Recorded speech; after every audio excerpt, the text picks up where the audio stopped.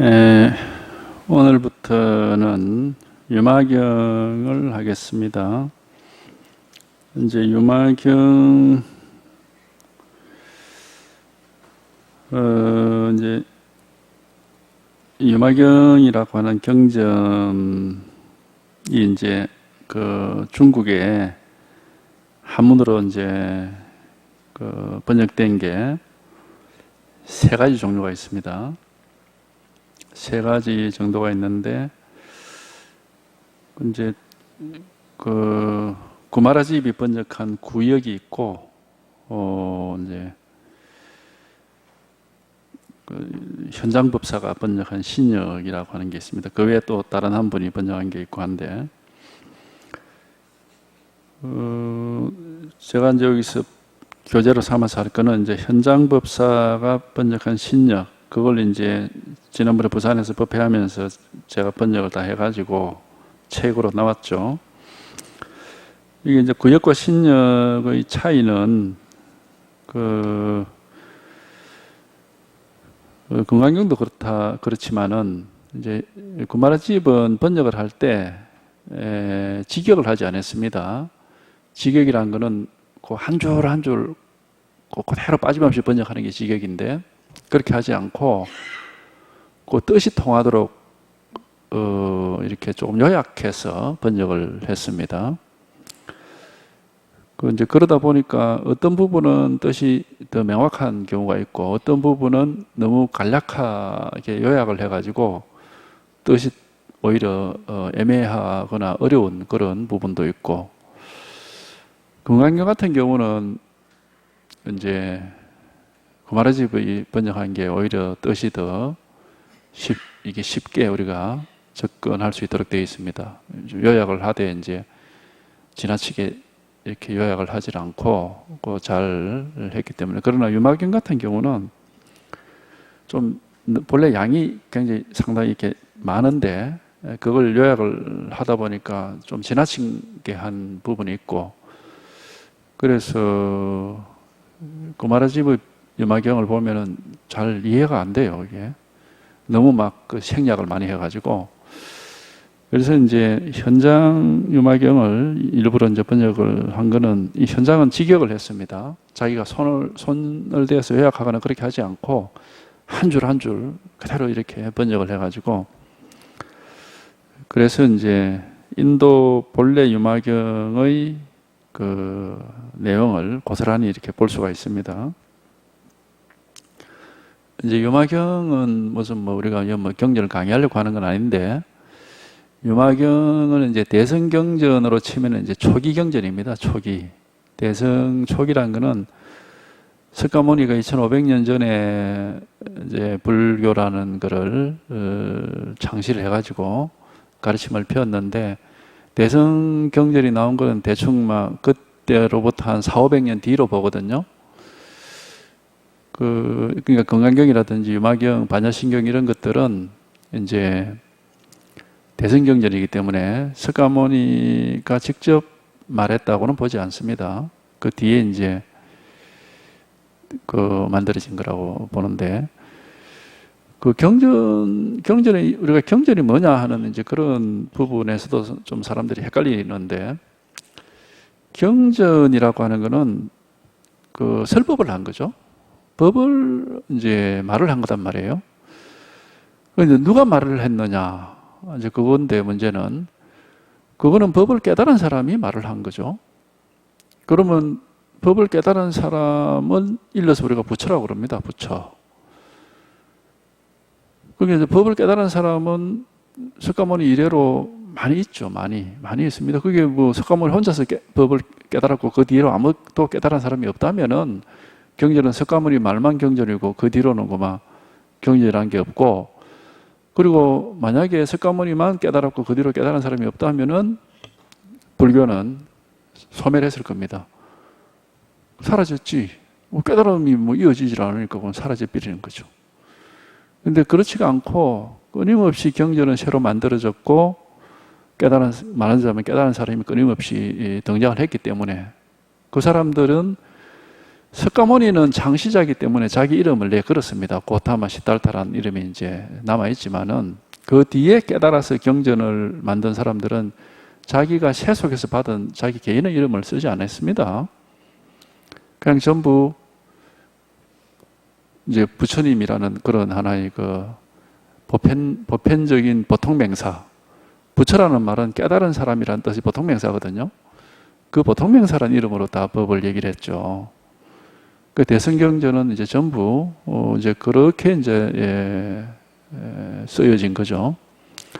그러니까는 석가모니만 인정하는 사람들 입장에서 보면 대성경전은 부처님 말씀이 아니다 이래가지고 배척을 합니다. 이제 그런 사람들은 굉장히 그 좁은 소견을 가지고 있는 거죠. 깨달은 사람은 다 부처입니다. 석가모니만 부처가 아니고 깨달은 사람은 다 부처지. 그러니까 깨달아서 이제 석가모니만큼 경전을 말할 만한 이제 안목을 물론 갖추어야 이제 경전을 얘기할 수 있는 거지 뭐 아무나 할 수 있는 건 아니죠. 깨달음이라 있다 해서 그것도 다 깊이의 차이가 있고 하기 때문에. 그래서 이제 불교 팔만대장경이 저렇게 양이 많아진 거는 그 석가모니 뒤에 수많은 깨달은 사람들이 자기 나름으로 법을 일러주기 위해서 방편으로 이제 남긴 말씀드리거든요. 그게 대성경전인 겁니다. 그럼 이제 대성과 소성이라는 말은 왜 그러면 이제 이렇게 차별을 두게 됐느냐 그러면 그거는 아마도 초기에 대성경전을 가르쳤던 사람들의 의식 속에 그런 차별의식이 있었을 거예요. 있었다고 봅니다. 이게 소성의 가르침들이 가지고 있는 그 어떤 한계점이랄까, 문제점이라는 게 있었기 때문에 왜 이제 그러느냐 하면은 어차피 말이라는 것은 방편입니다. 방편이라는 건 이제 쉽게 말하면 약이란 말이에요. 약. 병을 고치는 중생의 번뇌망상이라는 병을 고치는 약인데 약이라는 게 석가모니가 처음에 그 약을 조제했지만은 그 약만이 유일한 약은 아니죠. 그 뒤에도 수많은 의사들이 등장을 하고 새로운 약을 만들어냈다 이 말이에요. 그러니까 이제 앞에 약이 가지고 있었던 어떤 효과라든지 효과의 그 크기라든지 또는 뭐 약에는 또 부작용이 반드시 있기 때문에 이 경전에도 반드시 부작용이 있습니다. 그러니까 그 부작용의 문제라든지 이런 것들을 좀 더 개선을 한 새로운 약들이 나올 거 아니에요. 그런 것과 똑같아요. 소성경전이 가지고 있는 어떤 그 한계라든지 부작용에 대해서 그걸 극복하고서 등장한 게 대성이고, 이제 대성경전 이후에 등장한 게 이제 선과 밀교거든요. 선이나 밀교에는 경전이라는 것이 없죠. 원칙적으로 스승과 제자 간의 직접적인 가르침에 의해서 전달하는 겁니다. 그러니까 저는 밀교는 자세히는 모르겠고, 선의 경우에는 경전이라는 게 없습니다. 이심전심으로 이렇게 가르침이 이루어지는 거고, 그럼 왜 그러면 또 그런 새로운 불교가 등장을 했느냐? 경전이라는 것이 가지고 있는 역시 이제 한계와 문제점을 극복한 새로운 이제 약이란 말이에요. 당연히 그렇게 우리가 뭐 세속에 몸을 치료하는 약도 시간이 지나면서 계속 개선이 되듯이 당연히 이것도 개선이 되는 겁니다. 이게 불교의 가르침이라는 것도 일종의 약인데 경전 자체가 진리는 아닙니다. 항상 얘기하자면 그 방편이잖아. 방편이라는 건 약이거든요. 그러니까 그 본질이 그런 것인데 그 본질을 무시를 하고 오로지 그냥 석가모니 한 분만 부처님이고 그분의 말씀만 진실이다 이런 소리는 너무 고지식하고 참 그 안목이 없는 말입니다. 그거는 약이라는 거는 누가 만들었느냐가 중요한 게 아니고 어떤 효과를 내느냐 그게 중요한 거예요. 그러니까 사실상은 이제 현재까지로 놓고 보면은 선이 가장 최근의 약입니다. 비록 그 선도 등장한 지가 뭐 1300년이 넘었지만은 그 뒤에 선보다도 더 좋은 약이라는 건 아직 등장을 안 하고 있습니다. 불교에.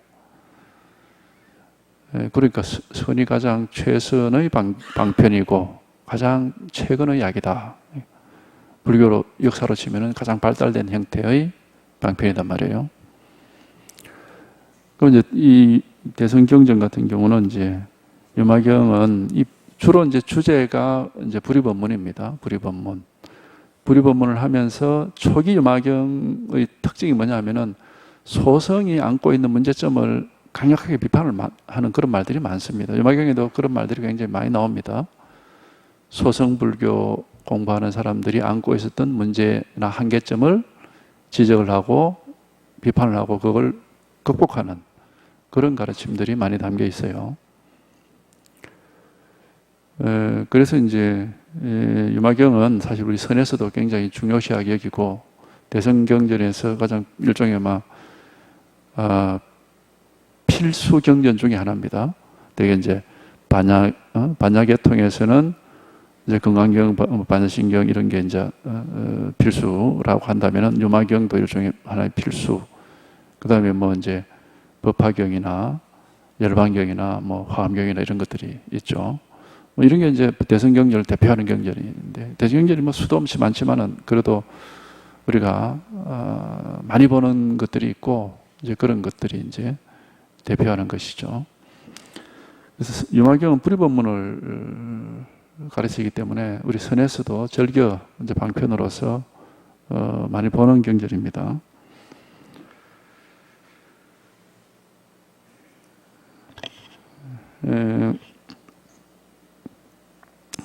그래서 이제 이 경전을 보시면은 뭐 경전 자체에 뭐 진리가 있는 게 아니고 진실은 이제 우리 스스로에게 있는 거지만은 그런 이제 이런 경전의 내용을 통해서 우리가 기존에 가지고 있는 여러 가지 그런 잘못된 견해들,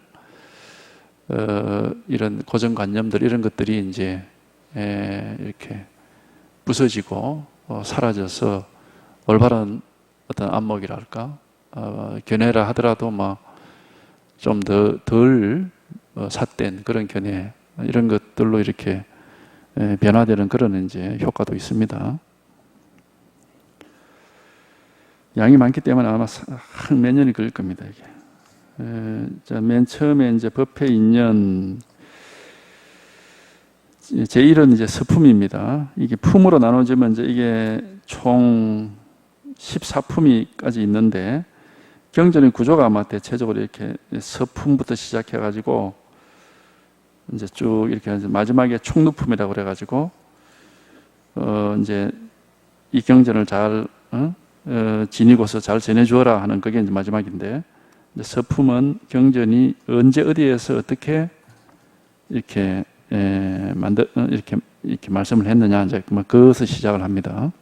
이제 그런 겁니다. 내용은 제1서품 1법회의 인연 이와 같이 나는 들었다.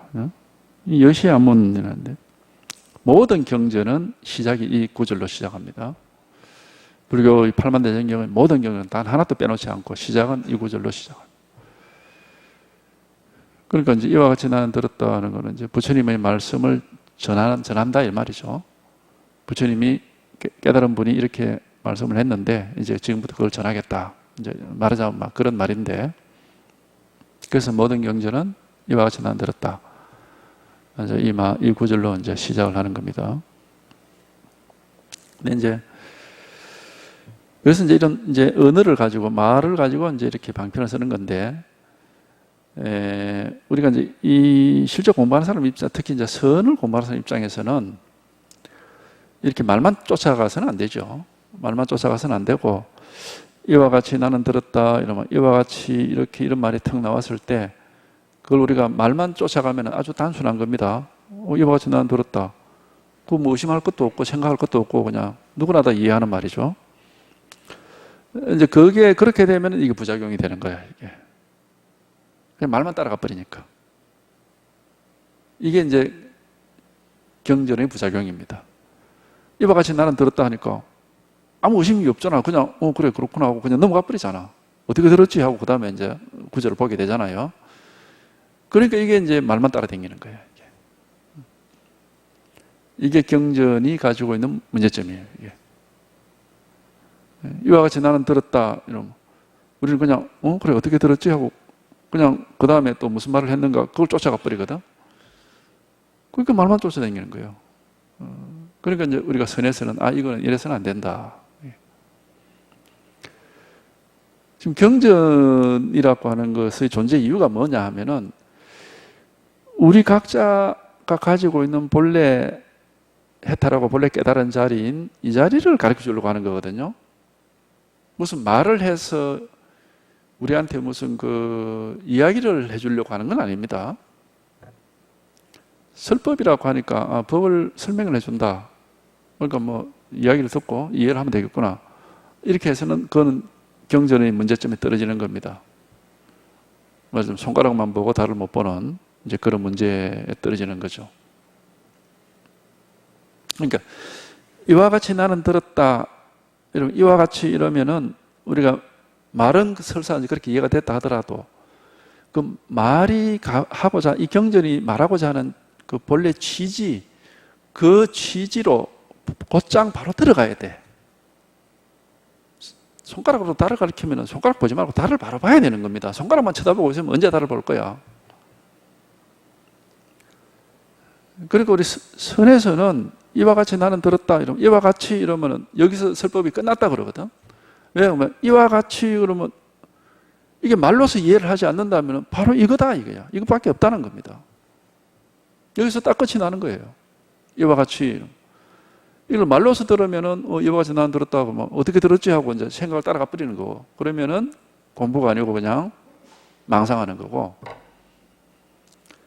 그래서 선이라는 것은 문자를 쓰되 문자를 쫓아가지 않고 그 문자가 가리키고자 하는 문자는 다 손가락이니까 곧장 달을 바로 보라고 하는 게 선이거든. 그러니까 여기서 유마경을 보더라도 우리가 무슨 문자만 봐서는 안 되는 겁니다. 그러면 뭐 그냥 경전 강의가 돼버리니까 아무 의미가 없어요. 그렇기 때문에 곧장 이와 같이 이거 보이다. 이와 같이 경전 얘기 다 한 거다. 이와 같이라는 한마디에서 경전은 얘기 다 한 거다. 말하자면 나타내고자 하는 법은 이미 다 드러냈다 이 말입니다. 이와 같이라는 이 한마디 이거뿐이니까. 법이라고 하는 거는 이렇게 많은 말을 해서 설명할 그런 많은 내용이 가지고 있는 게 아닙니다. 마음이라고 하는 건 법은 마음이죠. 마음법인데 마음이라고 하는 거는 많은 내용을 가지고 있지 않아요. 마음이라는 것은 항상 아주 짧은 순간에도 아주 조그마한 그 사물에서도 항상 완전하게 전체가 다 드러나 있습니다. 우리가 그런 얘기 하잖아. 일순간이 영혼이고 조그마한 미진 눈으로 볼 수도 없이 조그마한 그런 티끌 속에 온 우주가 다 들어있다. 바로 그렇기 때문에 그런 얘기하는 거거든. 이 마음법이라고 하는 것은 모든 순간순간 아무리 작고 크고 그 관계없이 아무리 작은 곳에도 완전하게 몽땅 드러나 있는 거거든요. 이거는. 그렇기 때문에 경전으로 치면 이 유마경 속에 글자 자수만 쉐도 수백만 자, 수천만 자가 될 건데 그 수백만 글자 한자 한자, 한 획 한 획, 점 하나하나 속에서 이미 완전하게 법을 드러내고 있는 겁니다. 이제 그 법을 그렇게 드러내고 그렇게 지적해서 그래서 곧장 한 글자에서 한마디에서 곧장 바로 자기 자리를 이 법을 이렇게 완전하게 통달하고자 하는 게 이게 우리가 선이고 이 공부단 말이에요. 그 글자를 한자 한자 축척 이렇게 한자 한자 쌓아 나갈 건 없다 이 말이에요. 한 글자 한 글자 쌓아 나가서 많이 아는 거는 그거는 공부가 아니다 이 말이에요. 근데 경전 공부가 이제 그런 부작용이 있을 수가 있다 이 말이에요. 그렇기 때문에 이제 선이 나온 거죠. 글자를 많이 쌓아서 많이 이해하는 것이 공부가 아니고 단 한 글자 한마디에서 통달이 되고 떨어져서 더 이상 보고 들을 게 없어야 되는 겁니다. 이게 이제 우리가 경전을 공부하는 더 좋은 방법이고 그게 바로 이제 우리가 선에서 경전을 보는 겁니다. 그래서 이와 같이 여기서 다 끝나는 거예요. 이 한 글자에서 다 드러나 삘거든. 왜 이거니까? 이라는 한 글자에서 다 드러나는 거예요. 이거 한 개를 가르쳐 주려고 천마디 만마디 말도 하고 온갖 얘기를 다 하고 글자가 수도 없이 많아지는 겁니다.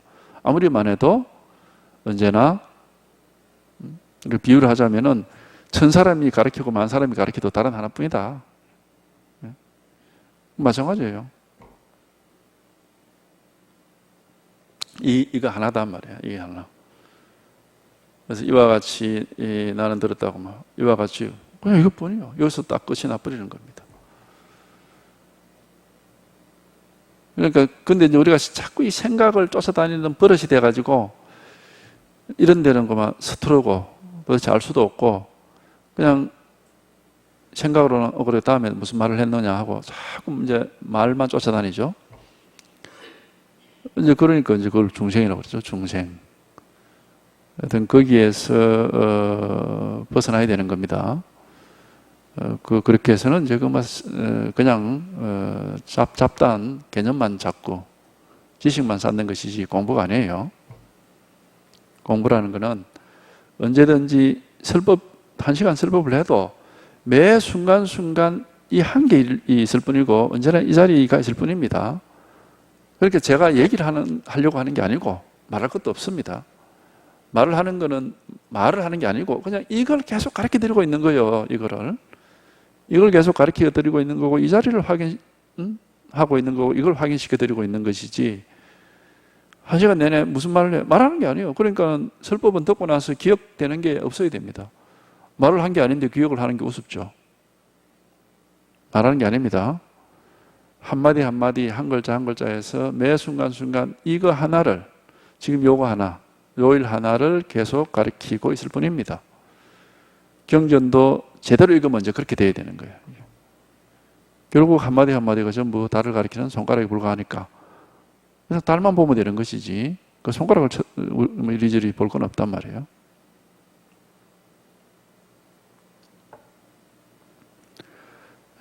그러나 이제 우리가 가지고 있는 여러 가지 삿된 견해들이 많이 있기 때문에 이제 그런 견해를 이렇게 부수기도 하고 바로잡기도 하고 하는데 또 이제 독을 가지고 병을 치료한다는 식으로 여러 가지 또 말들을 할 수도 있습니다. 그러나 이제 그걸 기억할 필요는 없어요. 약을 가지고 몸속에 있는 독을 빼내는 것이지 약 기운을 계속 몸속에다 놔두면 또 그게 독이 된다고?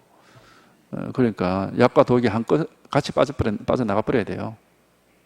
삿된 견해와 바른 견해가 있는 게 아니고 설법을 듣고 경전을 보고 삿된 견해가 사라지면은 바른 견해도 라는 것도 따로 없고 그렇게 이제 우리가 이제 지혜를 얻는 겁니다. 지혜란 것은 아무런 지식을 가지고 있지 않은 겁니다. 어디에도 속지 않고 어디에도 얽매이지 않는 게 지혜지 뭘 붙들고 있는 게 지혜가 아닙니다. 이와 같이 나는 들었다. 이와 같이 여기서 딱 끝이 나는 거예요. 여기서 딱 끝이 나는 거예요. 이 일 하나뿐인 거거든. 그러니까 하여튼 요것을 놓치고 글자를 따라가면은 소용이 없습니다. 공부. 그 어리석은 공부입니다. 언제든지 이걸 놓치지 않고 이 섬에서 이제 이 문자가 어떻게 방편을 쓰고 있는지를 이제 볼 수 있는 그런 안목이 생겨야 돼요. 그래서 제가 이 공부하는 분들한테 책 보지 마시오라고 항상 말씀을 드린 이유가 거기에 있는 거라. 이 법의 힘이 생기지 않으면은 이 안목이 이렇게 자리를 잡지 않으면은 책을 보면 우리는 100% 글자 따라가 버립니다. 그게 지금까지 살아오면서 익혀놓은 버릇이기 때문에 그러면 그건 전부 망상만 하는 것이지 아무 의미가 없는 거죠. 이 법의 자리에서 자기의 이제 자기 이쪽 저쪽 어디에도 끄달려 가지 않고 어디에도 이렇게 머물지 않는 자기 법이 이렇게 자기 자리가 딱 나오면은 요걸 확실하게 해서 요 힘이 생겼을 때 그때 이제 책을 보면은 우리가 이제 책에 끄달리지 않고 책을 볼 수가 있어요. 그러면 어떻게 되느냐? 책이라는 게 지금 어떤 방편을 쓰고 있다는 건 이제 보는 것이지 그 책 속에 무슨 진리가 있는 건 아니거든. 그 전에는 책을 봐서는 안 되는 겁니다. 뭐 다 끄달리고 다 망상만 하는데. 그래서 제가 책 보지 마시오 하라는 거예요. 자기의 이 자리, 이거는 여기에는 글자 한자가 있을 수가 없는 거거든요. 이것이 분명하게 된 뒤에 이제 책도 보고, 그러면 그때 보면은 그 방편을 어떻게 쓰는지를 볼 수가 있어요.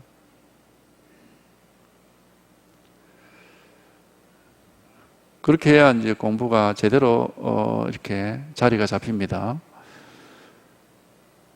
결국에는 책은 사실은 인연이 안 되면 안 봐도 그만이에요. 꼭 봐야 될 이유는 없습니다. 왜? 모든 진실은 이렇게 한순간도 빠짐이 없이 완전하게 우리 각자 자기 스스로에게 갖추어져 있기 때문에, 우리 각자에게 이렇게 완전히 갖추어져 있기 때문에 이것 하나만 확실하게 하면은 더 이상 할 게 없는 겁니다. 그러면 이제 경전이라든지 조사의 말씀이란 건 뭐냐? 그거는 이제 방편으로 남을 남한테 이 법을 가르치기 위한 방편에 불과한 거라니까. 그 글자 속에는 아무런 진실이 없어요. 전부 방편이에요. 방편을 쓰고 있는 것 뿐이지 거기에는 아무런 진실이란 거 없습니다. 진실은 100% 이렇게 우리 스스로에게 한순간도 빠짐없이 딱 갖추어져 있는 이게 진실입니다. 문자 속에는 진실이 없습니다. 그거를 오해를 해버리면은 조금이라도 이제 그래 되면 이제 문자에 의미를 두게 되고 문자를 붙잡고 있거나 문자에 머물게 되면은 이제 우리가 미세번뇌라고 하거든. 소지장이 안 떨어졌다 그렇게 하는 겁니다. 그러면은 법을 보는 눈이 희미하게 돼버려요. 법이 뚜렷하지 않고 자꾸 문자에 의지를 해서 문자라는 그런 하나의 렌즈를 통해서 법을 보는, 문자라는 거울을 통해서 법을 보는 이런 식으로 된단 말이에요. 그럼 법이 그게 직접적으로 보는 게 아니고 문자를 통해서 보게 되니까 이게 다 왜곡이 돼 있고 희미하단 말이에요, 이게. 특히 공안을 가지고 공부하는 사람들이 다 그렇게 하고 있는데 아주 안타깝고 불쌍한 사람들이에요. 공안에 의지를 해야만 법이 드러내는 것처럼 그런 식으로 하고 있단 말이에요. 자기 마음을 문자에 의지를 해야 나타납니까? 그게 참 안타까운 일이요. 예. 자기 마음이란 거는 아무 문자하고 관계가 없어. 이렇게 항상 살아있는 거고, 이렇게 눈앞에서 한순간도 빠짐없이 드러나 있는 거고, 이렇게 분명한 건데, 이걸 어째서 문자에 의지해서 이걸 확인해야 됩니까? 그러니까 공안에 의지하고 경전에 의지하는 사람들은, 그거는 뭐 공부를 제대로 하는 게 아니고, 안목도 없는 사람들이야, 그거는.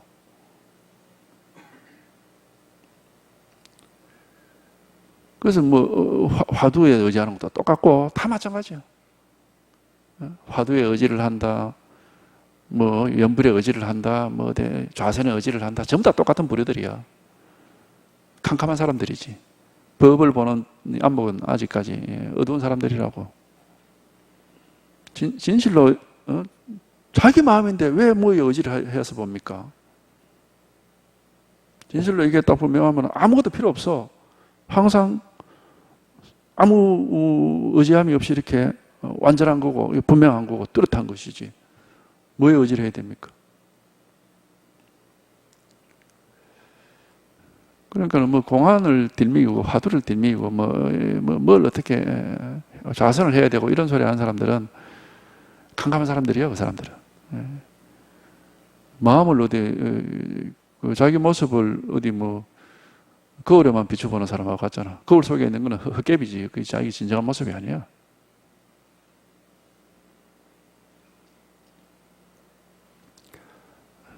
그러니까 반드시 이것이 분명해져야 되는 겁니다. 이게 우리 각자가 아무것도 필요 없어.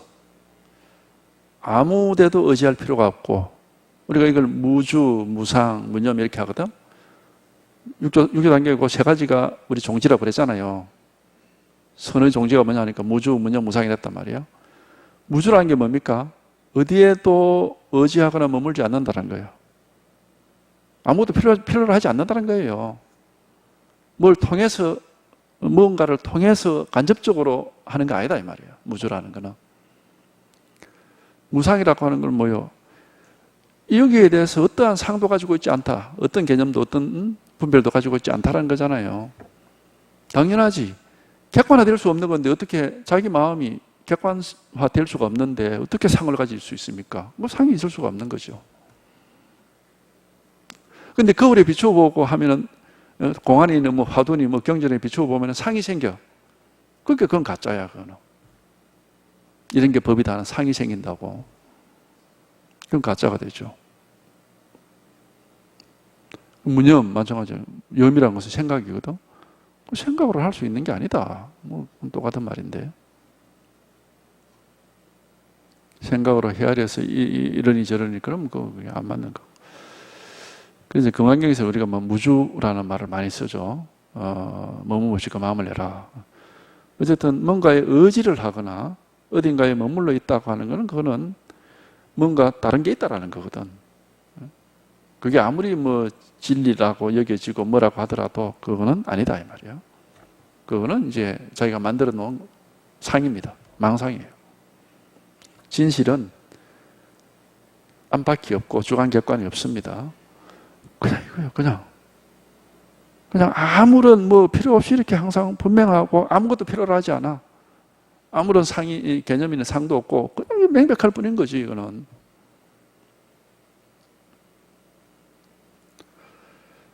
그러니까 이것 하나가 이제 분명하면 되는 거고 이제 여기서 이게 분명해진 뒤에 이제 뭐 경전이 뭐 이런 걸 이제 보면은 저건 어떤 측면에서 쓰는 방편이다.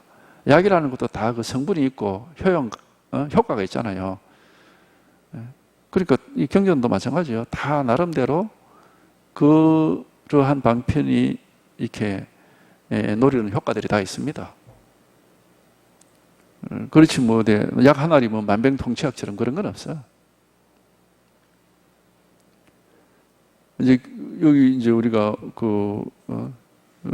약 한 알이 만병통치약이 되는 그런 것이 경전에는 그런 구절이 없는데 선에는 있습니다.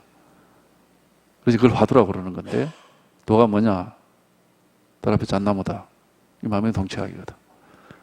이거는 어떤 특정한 그거를 뭐 효과를 바라는 것이 아니고 그냥 곧장 바로 아무 생각 없이 그만 생각이 뚝 끊어지고 바로 곧장 이쪽으로 통하도록 이렇게 이끌어주는 거죠.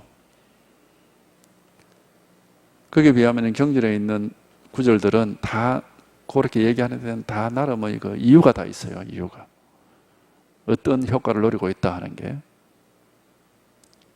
이제 그런 면에서도 선이 더 이제 방편으로 치면은 더 뛰어난 방편이에요. 아주 간단하게 아주 큰 효과를 이렇게 노리는 그런 방편이기 때문에.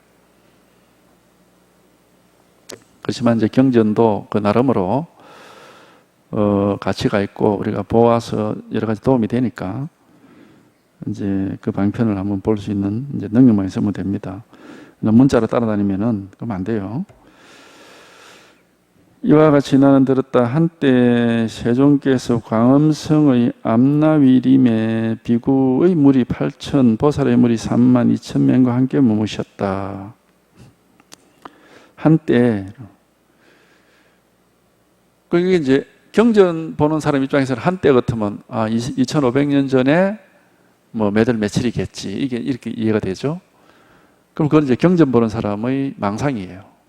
그렇게 이해하는 것은 문자를 따라간 이해고 그건 뭐 쓸데없는 짓이라. 그럼 선에서는 한때가 언제냐? 바로 지금이다. 이거다. 바로 한때가 딴 때가 아니 없다고 막 바로 이때다. 바로 지금 지금 이거다 이거.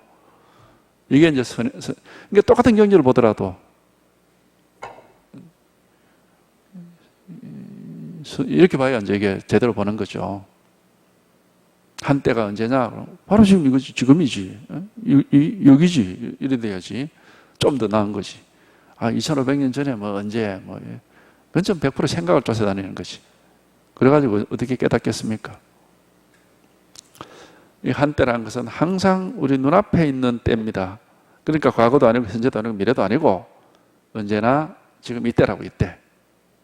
과거도 아니고 현재도 아니고 미래도 아니고 언제나 지금 이때요 이때. 이게 한때라고. 이것이 하여튼 언제든지 진실은 이거거든요. 이거 한계를 가리키는 겁니다. 그럼 한때거든. 이걸 가리키는 거죠. 이때를 가리키는 것이지 뭐 과거냐 현재냐 미래냐 이렇게 헤아려 버리면은 어쨌든 문자를 따라서 헤아리는 것은 망상입니다. 망상을 끊고 진실로 돌아오고자 하는 게 공부인데 망상 따라가면 안 돼요. 한때 같으면 바로 이때다. 바로 이때. 그래서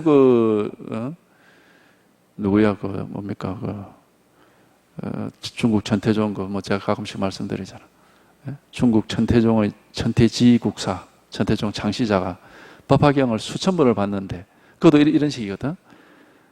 이와 같이 난 들었다. 한때 세종께서 영치산에서 어쩌고 돼. 수천 번을 보는데 어느 순간에 갑자기 탁 깨달음이 왔어. 그때 보니까 한때 영치산에서 가는데 바로 지금 눈앞이라. 영치산이 눈앞이고 한때가 바로 눈앞이고 그래서 자기가 그런 얘기 하거든. 아, 부처님 설법이 옛날에 이루어진 게 아니고 지금 눈앞에서 이루어지고 있구나. 그런 얘기 했다고. 저희 깨치고 나서 그런 얘기 했거든.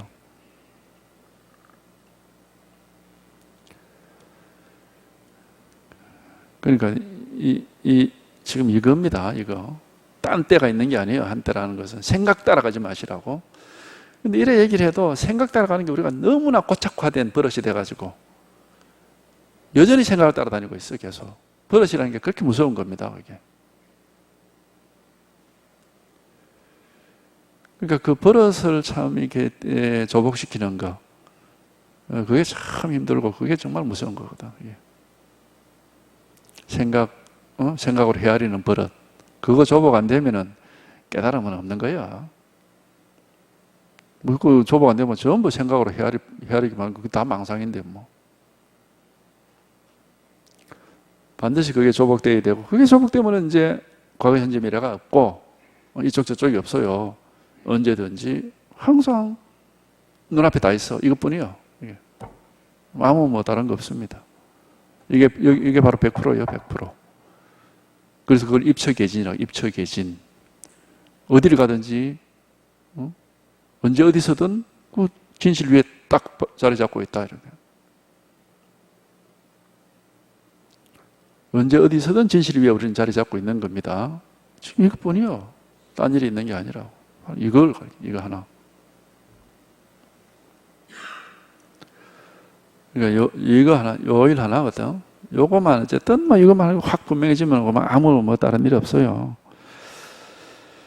한때 세종께서 광엄성의 암나위림 세존 세상의 존귀한 분 이러죠.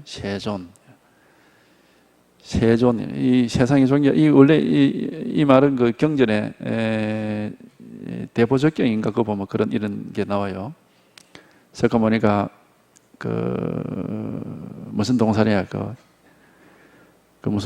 무슨 동산 그래서 자기 이제 어머니 옆구리로 이렇게 나왔다 하죠. 그 옆구리로 나와가지고 사방을 7걸음을 걷고 하늘과 땅을 가리키면서 천상천하의 유아독존이다. 그 존자가 바로 이 존자입니다. 하늘 위 하늘 아래에서 오로지 내가 가장 존귀하다 이 말이에요. 나 혼자 유아독존이가 나 혼자 존귀하다 이런 말인데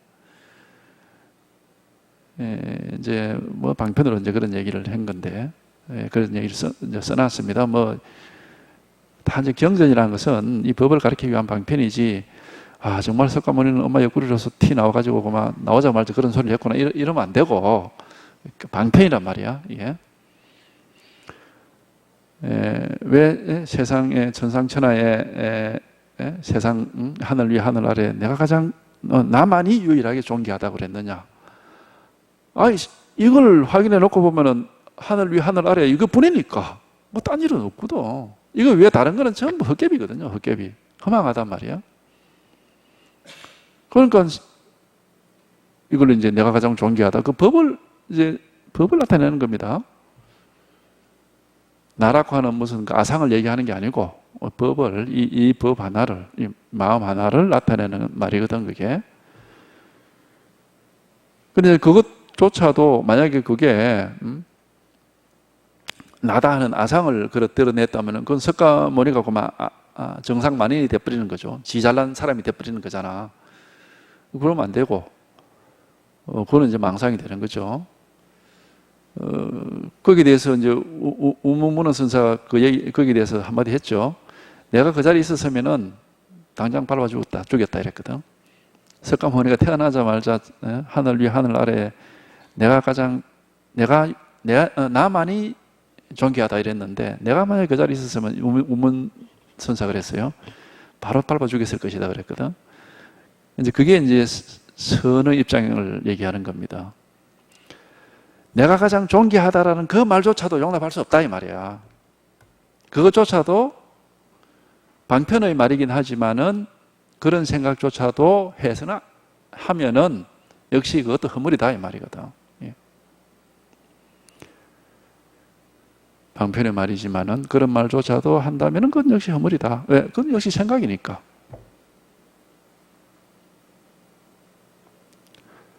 그게 이제 그러니까 선이 어떤 것이다라는 걸 거기서 바로 이렇게 그 성격을 볼 수가 있는 겁니다.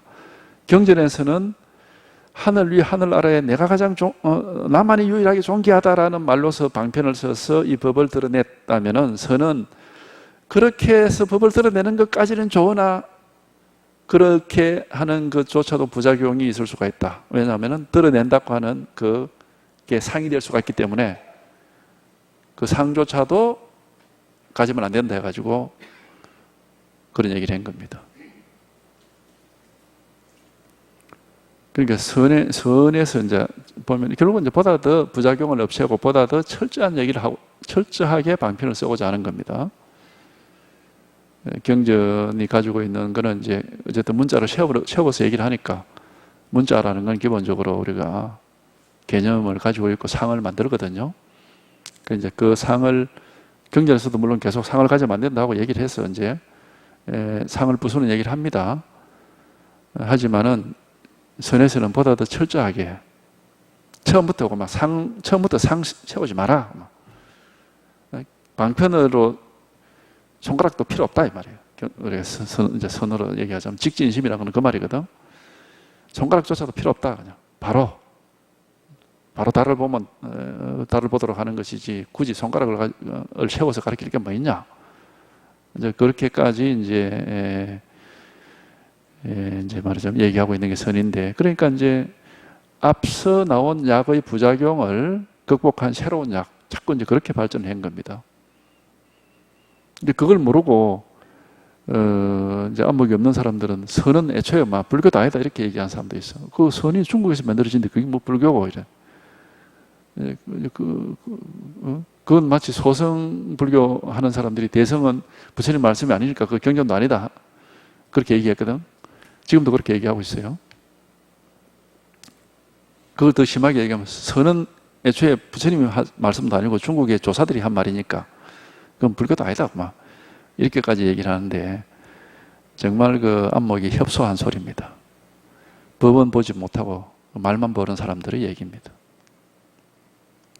안목이 있어서 법을 봐야 이제 그걸 다 이렇게 볼 수 있고 그 가치를 이렇게 알지. 한때 세종께서 광음성의 암나위림에 비고의 물이 8천, 보살의 물이 32,000명과 함께 머무셨다. 이것도 좀 이해가 안 되죠. 8,000명. 요즘 8,000명 모아놓으면 얼마만 합니까? 거기다 또 32,000명 합하면 도합 4만 명. 4만 명을 모았는데 그 당시는 마이크도 없습니다. 스피커도 없고 4만 명 모아놓고 설법을 했는데 들리겠어요? 그러니까 이런 말들이 현실적으로 하는 말이 아니다는 걸 금방 알 수 있겠죠. 그리고 예를 들어서 뭐 영지산이라는 건데 지금도 영지산이라는 게 있습니다. 가보면은 산 꼭대기에 설법할 수 있는 장소가 있는데 실제로 100명도 수용 못합니다. 아주 좁은 장소죠. 100명 정도가 뭐 서서 있으면 가능할란가. 그런데도 거기에 항상 영지산 설법할 때는 1250이면 50인의 비구가 1250명 얘기하거든. 그 1250명이 안거나 설 장소가 없어요. 왜 그런 얘기를 하느냐 하면 역사적인 사실을 얘기하는 게 아니란 말이야. 이 경전이란 거는 절대로. 그냥 법을 전해주기 위한 방편의 말일 뿐이니까 숫자는 관계가 없어. 3만 5천이 아니라 뭐 35만 명이라 해도 관계없는 거고. 어차피 다 방편이기 때문에. 그걸 무슨 역사적인, 그래서 역사적인으로 존재했던 석가 모니만이 부처님이다. 이런 얘기하는 사람들은 경전도 다 역사적인 사실처럼 이해하는 사람들이에요. 너무나도 형편없는 아주 세속적인 속인들의 견해에 불과한 겁니다. 어떻게 그런 마인드로 불교 공부를 한다고 그러는지 모르겠네. 불법이에요, 불법. 법을 얘기하고자 하는 거예요. 눈앞에 보이는 분별되는 사물을 얘기하는 게 아니라고, 법이라는 거는.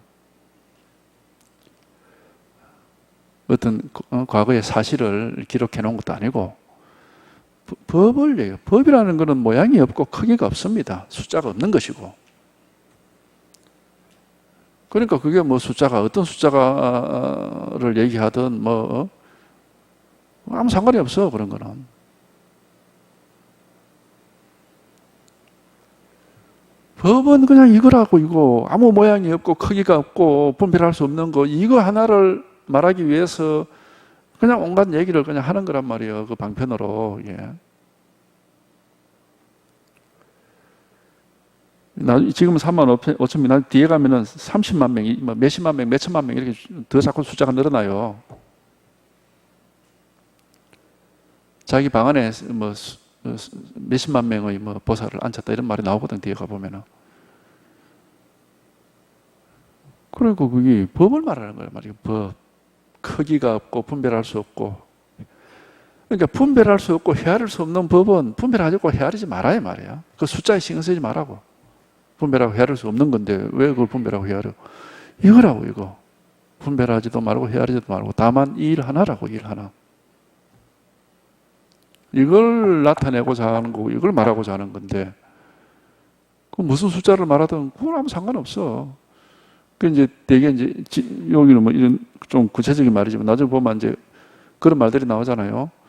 뭐 강바닥에 모래알 만큼 많다 이런 말이다. 그거 어떻게 헤아릴 수 없는 거잖아. 그러니까 어차피 헤아릴 수 없는 걸 얘기하는 겁니다. 이거는 법이라는 거는 헤아릴 수 없기 때문에 헤아릴 수 없는 법을 얘기를 하는 거예요. 이거는. 그러니까 경전을 우리가 세속에서 책 보듯이 그렇게 봐서는 안 된다는 거예요. 네? 분별을 떠난 얘기를 하고 있는 걸 자꾸 분별로 가지고 경전을 보면 안 되죠. 그러니까 경전을 자기가 분별을 떠난 이 법을 경험하기 전에는 경전을 보지 마시라. 이걸 여기에 체험한 뒤에도 확실하게 이 자리가 잡혀서 자기가 분별심에 안 따라갈 수 있는 힘이 생기기 전에는 보지 마. 그 힘이 생긴 뒤에 이제 보면은 경전에 있는 한 구절 한 구절을 전부 법으로서 이렇게 돌려서 법으로 회광반조해가지고 소화시킬 수 있는 능력이 생기는 거죠. 그때 경전을 봐야 경전을 소화를 시키는 거지. 그러지 않으면은 우리가 그 육조 스님이 그런 얘기 하잖아요. 법화경을 보는 어떤 스님이 와서 이제 질문할 때 그랬잖아. 법화경이 너를 부려먹느냐? 네가 법화경을 네 마음대로 부려먹느냐? 그게 문제다 그랬거든. 문자를 따라다니면 법화경이 나를 부려먹어. 그럼 나는 법화경을 노예가 돼서 경전을 쫓아다녀야 된다고. 그러면 경전을 보는 게 아니지, 그거는. 내가 흔들림 없는 자리가 분명히 잡히고 이제 경전을 내 마음대로 요리를 해야 돼. 공안이라는 게 있는데 공안은 그 내용이 경전에서 따온 내용이 많습니다. 그런데 본래 경전이 가지고 있는 그 뜻을 전혀 개의치를 안 하고 전혀 새롭게 해석을 해가지고 새로운 방법으로 그 내용을 새롭게 해석을 하고 새로운 그걸로서 이렇게 이제 방편을 만들고 있습니다. 그게 공안입니다. 비록 경전에서 발치를 했지만은 본래 경전의 문맥을 싹무실해 버리고 전혀 이렇게 다른 취지에서 그 내용을 방편으로 쓰고 있습니다. 그래서 그게 공안이에요. 공안의 많은 부분이 그렇게 되어 있습니다. 그러니까 자기 법이 있으면은 경전은 내 멋대로 요리를 하는 하나의 재료에 불과한 것이지. 거기에 주객이 전도가 되면 안 된단 말이에요.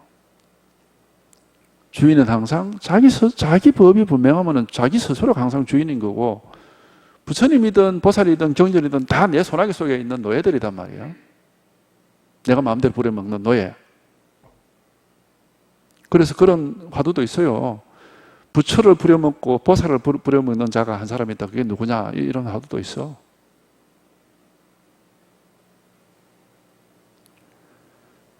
그렇게 경전을 내 마음대로 요리를 할 수 있는, 그거는 깨달음의 입장에서, 이 법의 입장에서 경전이란 건 약이니까. 우리가 한약방에 가면 약 재료가 쭉 이렇게 있는데, 그거 조합해서 약 만드는 건 의사가 지가 만드는 것이지. 지 나름대로 그냥 조합을 해가지고 이 약, 저 약 만드는 거 아닙니까? 똑같아. 예.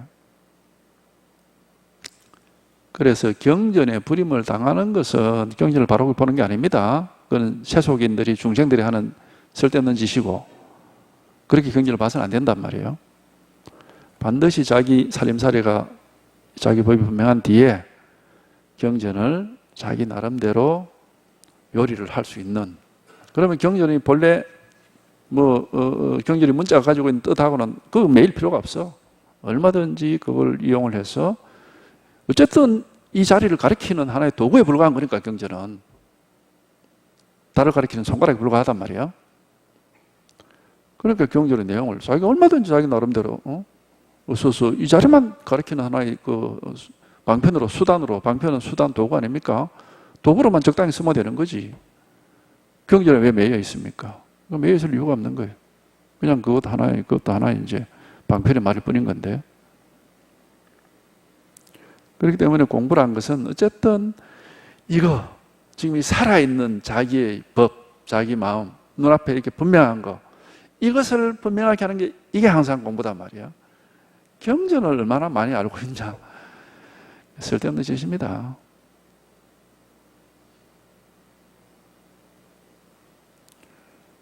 주객을 전도시키면 안 됩니다. 주객을 전도시키면은 그게 안 맞아. 그래서 황백선사가 소달구지가 안 갈 때는 달구지를 때릴 것이냐, 소를 때릴 것이냐 이런 말도 한 거고, 주객을 전도시키면 안 된단 말이에요.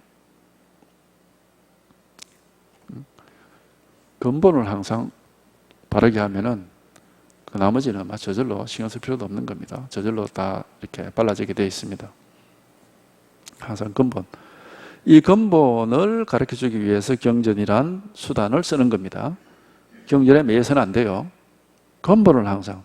어쨌든 이것이야, 이거. 이게 분명해져야 되고, 여기에 통해야 되는 거예요.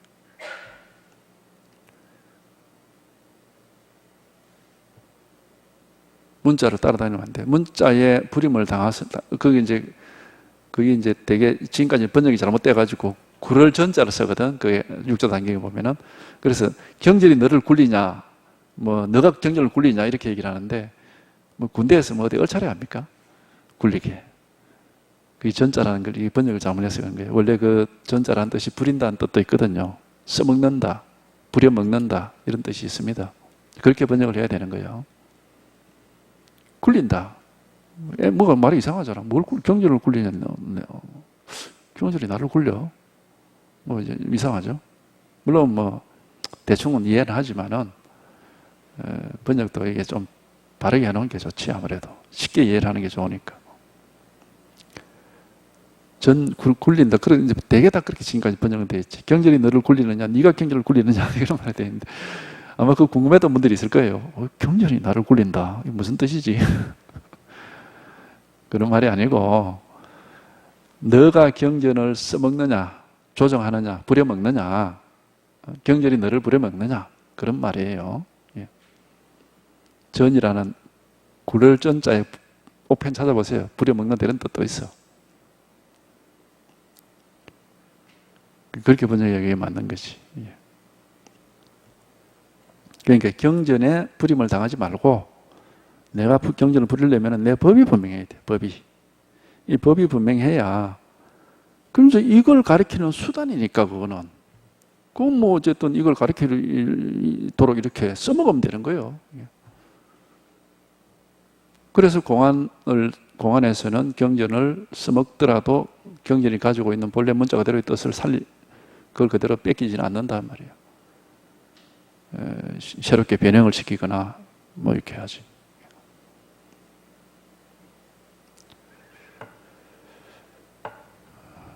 하여튼 근본은 이겁니다. 경전을 보더라도 우리가 경전을 따라다니는 사람이 되면 안 돼요. 경전을 요리하는 요리사가 돼야 되는 거지. 그러려면은 자기가 이제 자기 법이 분명해야 돼. 자기 요리 실력이 있어야 되는 거지.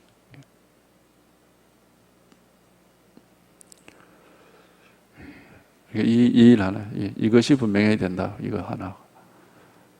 하여튼 이것이 우리가 경전을 보든 뭐 안 보든 경전을 알든 모르든 그 관계 없거든요. 이건 우리가 원래부터 날 때부터 항상 가지고 있는 거고, 일자 무식한 사람도 이거는 누구든지 다 가지고 있고 확인할 수 있는 거거든. 불교가 뭐 어디 유식한 사람만 공부하는 거 아닙니다. 무식한 사람도 다 자기 마음을 가지고 사는 거고 다 가지고 있는 거예요. 그러니까 이거를 한번 확인하고 이것이 분명해지면 돼. 그럼 뭐 아무 일이 없어.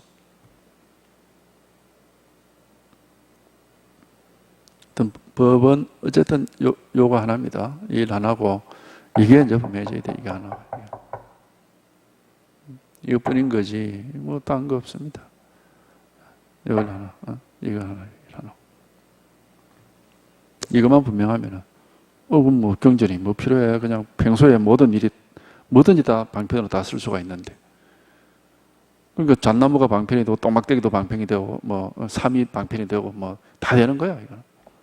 자기가 이 법만 분명하면은 그죠? 뭐든지 다 방편으로 쓸 수가 있거든. 이걸 가르치기 위해서. 차 한잔 해라, 밥 먹어라, 무슨 다 방편이 되잖아, 이게. 하늘이 방편이 되고, 땅이 방편이 되고, 사물이 다 방편이 될 수가 있습니다. 이걸 가르치기 위해서. 굳이 경전을 얘기할 것도 없죠. 어쨌든 이 법이 분명해야 된다. 이거 단어가 분명해야 되는 거죠. 그냥 근본입니다, 근본. 이것입니다. 이게 분명한데, 경전은 이제 뭐 그냥 옛날 사람들이 쓰는 방편을 한번 구경하면서 그래도 문자를 따라가지 말고 항상 이 자리를 놓쳐서는 안 되는 겁니다. 이걸 분명하게 하는 게 공부이기 때문에 어쨌든 뭐 이게 분명해져야 돼. 이것뿐이야, 이것뿐.